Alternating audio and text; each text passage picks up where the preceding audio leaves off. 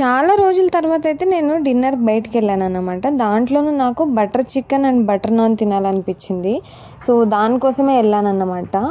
And మీరు నా videos చూసి అర్థమవుతుంది కదా, నేను ఎక్కువ బయట ఫుడ్ తినను.